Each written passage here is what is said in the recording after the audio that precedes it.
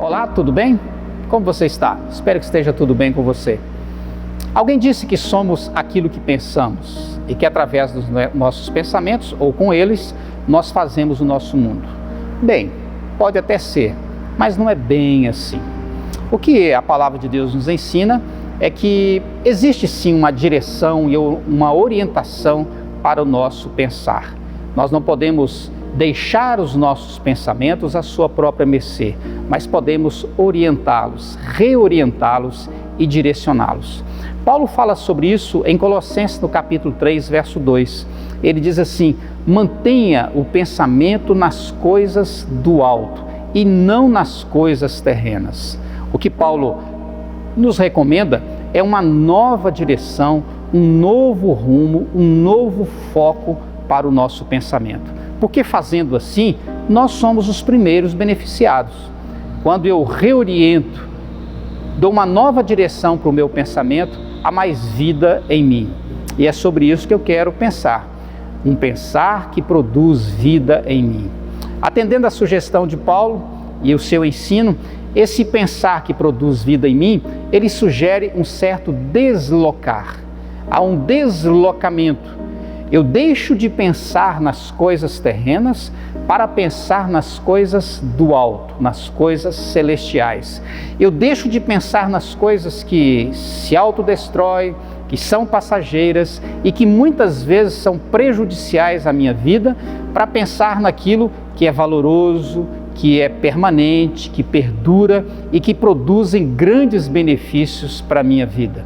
É pensar as coisas de lá, da eternidade, dos céus, e não apenas as coisas daqui. Esse pensar que produz vida em mim, ele sugere um certo deslocar. Ele também sugere um certo desapegar. Há um desapego.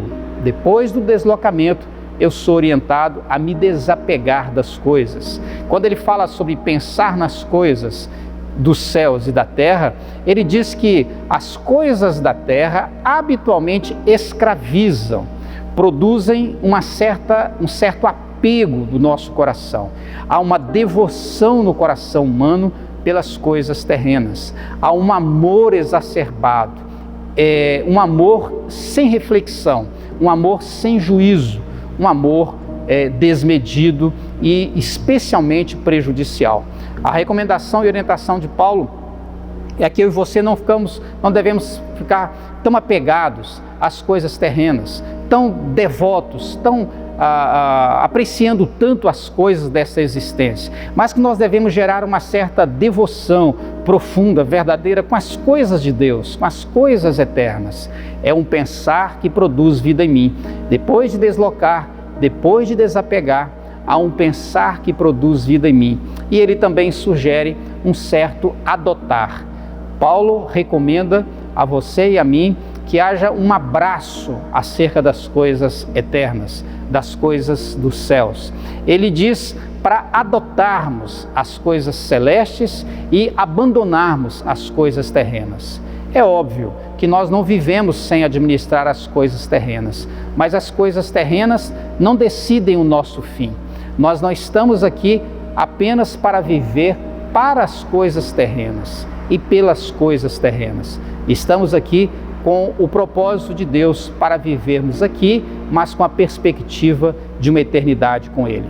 Ele sugere então que você adote as coisas dos céus, os valores dos céus, as riquezas da eternidade para o seu viver. Que você abrace isso, porque isso é bênção para a sua vida e para a minha vida.